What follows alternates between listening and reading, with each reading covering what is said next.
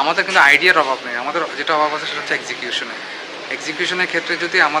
আপনার success rate আমরা বাড়াতে পারি, তাহলে এই ধরনের বিজনেস ফ্লিক করা এবং প্রফিট করার কোনো বিষয় না। একটা মাছের আপনি সবই ইউজ করতে পারবেন, প্রত্যেকটা বডি পার্টসের আপনার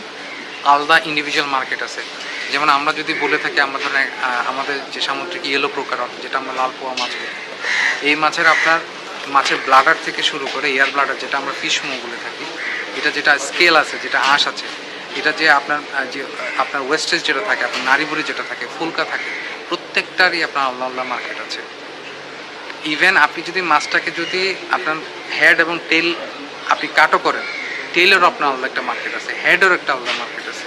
তো আপনি চিন্তা করে দেখেন, এখানে ওয়েস্টেজ যাওয়ার আপনার কোনো সুযোগ নেই, এবং সবচেয়ে বড় বিষয় হচ্ছে ব্যাকওয়ার্ড লিঙ্কেজে আপনার নতুন নতুন ইন্ডাস্ট্রি ডেভেলপ করার সুযোগ আছে।